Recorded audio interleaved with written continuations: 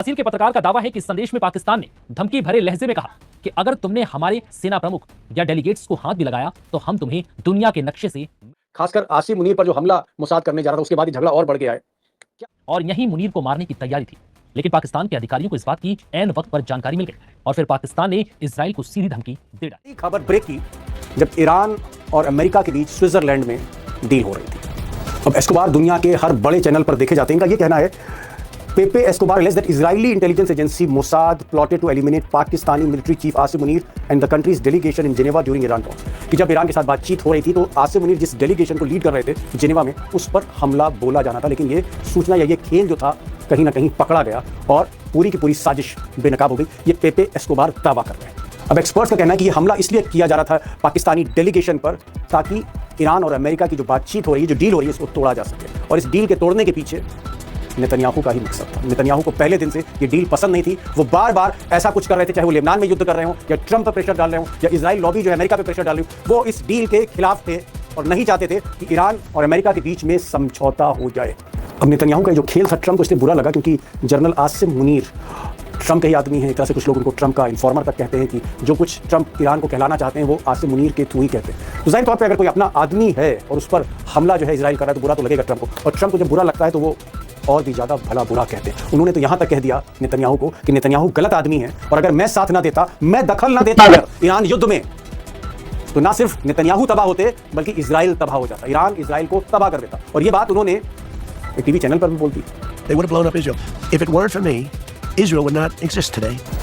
उधर नेतन्याहू भी ट्रंप से बहुत खफा चल रहे हैं, एक तरह से झगड़ा ही आप कह लीजिए, और ट्रंप को हर मौके पर नीचा दिखाने की कोशिश नेतन्याहू कर रहे हैं। और मैं कह रहा हूँ ये पहली बार हो रहा है। कुछ ही समय पहले नेतन्याहू ने यहाँ तक कह दिया कि उन्होंने ट्रंप से कोई ऑर्डर नहीं लिया। ये जो ईरान का युद्ध था, दरअसल ये मेरी चॉइस थी। मैंने ही इस युद्ध को इनिशिएट किया है। मैंने सिर्फ ट्रंप को बताया था कि हम हमला करने जा रहे हैं। हमने ट्रंप से कोई आदेश नहीं लिया। यानी नेतन्याहू ये कहना चाह रहे हैं कि जो भी फैसला करते हैं वो खुद करते हैं, ट्रंप की परवाह नहीं करते। अब दोस्तों, कहाँ तो नेतन्याहू साहब और ट्रंप साहब मिलकर युद्ध कर रहे थे, ईरान से मोर्चा ले रहे थे, और कहाँ दोनों में ही लड़ाई हो गई। जाहिर तौर पर इसका लाभ 100% लाभ फायदा अब ईरान को मिल रहा है। अगर हम देखें तो ईरान की सिर्फ एक जीत नहीं हुई, 3 बड़ी जीत ईरान के खाते में गई है। मिसाल के तौर पर ईरान ने भी कोशिश पिछले 30-35 वर्षों से लगातार की, लेकिन इजराइल को आइसोलेट नहीं कर पाया। पहली बात, मुस्तफा कामनाई के नेतृत्व में ईरान ने आज इजराइल को पूरी तरह अलग थलग कर दिया, पूरी तरह आइसोलेट कर दिया। जानना चाह रहा था, आप तो पूरी जड़ तक इस पूरे मामले को देख रहे हैं, क्या वाकई ट्रंप और नेतन्याहू में अब जबरदस्त अदावत है? इतनी अदावत है कि ट्रंप कह रहे हैं अगर मैं नहीं हस्तक्षेप करता तो ईरान जो है बखियां उड़ा देता इजराइल को।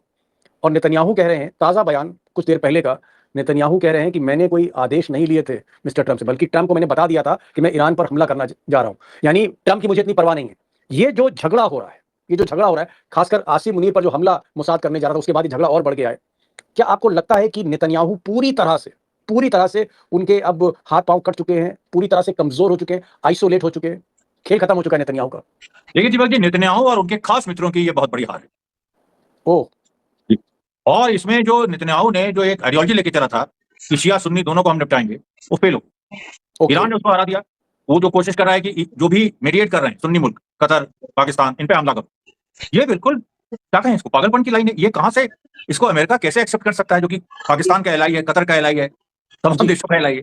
जेडी वैंस अभी स्विट्जरलैंड में थे, क्या उनके सामने जो पेपे एस्कोबार ने रेवलेशन किया, क्या उनके रहते मोसाद मार देता आसिम मुनीर को? मतलब ये तो ऐसी बात हो गई कि मतलब दुनिया में कुछ है ही नहीं इजराइल के सिवा। इजराइल को ये गलतफहमी हो गई। नहीं, लेकिन मुझे एक चीज बताइए कि क्यों जो है वो नेतन्याहू चाह रहे थे, क्योंकि जो नेतन्याहू चाहेंगे वही मोसाद उनकी खुफिया एजेंसी चाहेगी। मोसाद स्विट्जरलैंड में जहां बातचीत हो रही थी ईरान के बीच में और अमेरिका के बीच में, वहां पर वो आसिम मुनीर या पाकिस्तान पर हमला क्यों करना चाह रहे थे? मोसाद आसिम मुनीर पर हमला करके उसको हासिल क्या होता? इसमें दीपक जी देखिए, मैंने आपको पहले भी इस मंच पे मैंने कहा है, मोसाद के पास कैपेबिलिटी है, वो एक ही चीज उसके पास है, असैसिनेशन करने की कैपेबिलिटी। अब यहां पर इजराइल की चिड़ यह है कि ईरान के खिलाफ कुछ कर नहीं सकता इजराइल, लेबनान से उसको विड्रॉ करना है। अब बचा क्या उसके पास?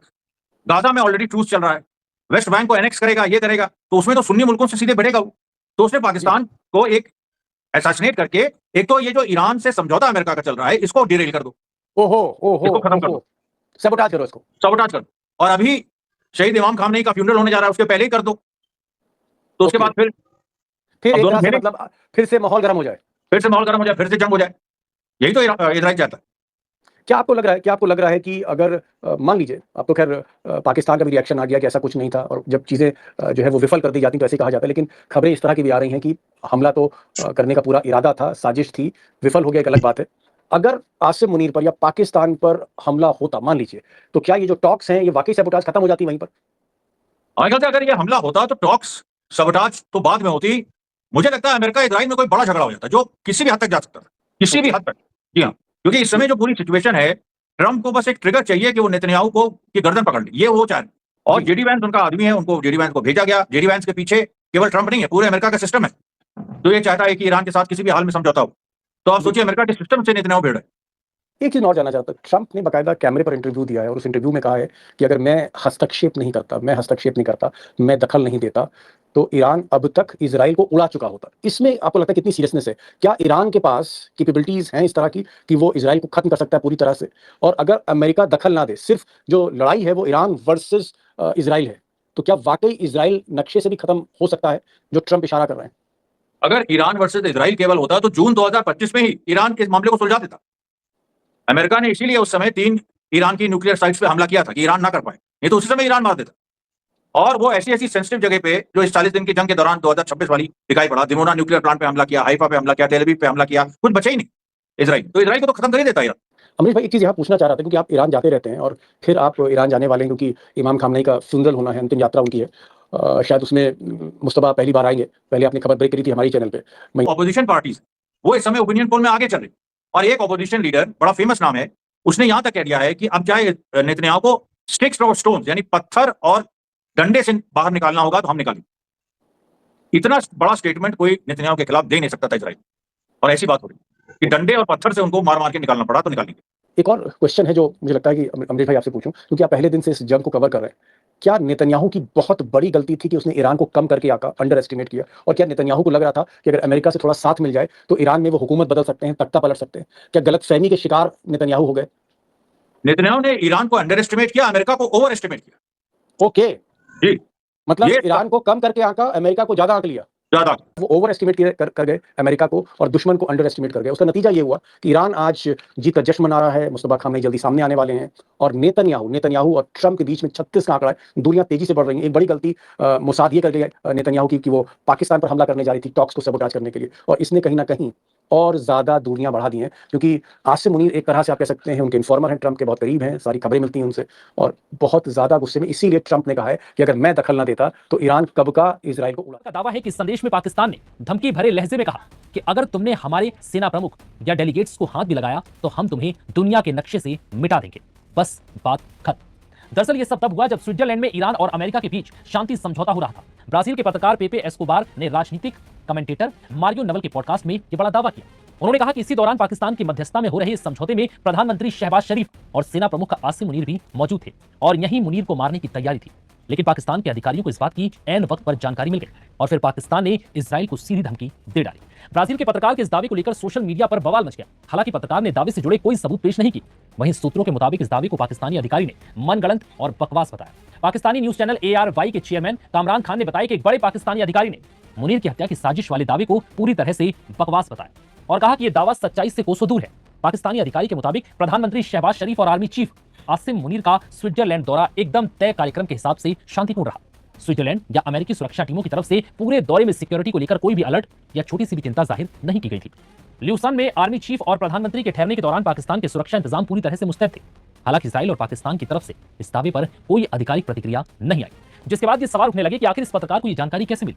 क्या जानबूझकर इस तरह का दावा किया गया, या फिर किसी साजिश के तहत ये बयान? Welcome to breaking news with DAG। ये थी आज की वीडियो। अगर वीडियो पसंद आई हो तो वीडियो को लाइक करें। अगर आप मज़ीद ऐसी वीडियो देखना पसंद करते हैं तो हमारे चैनल को सब्सक्राइब करें। मिलते हैं नेक्स्ट वीडियो में, तब तक के लिए अल्लाह हाफिज़।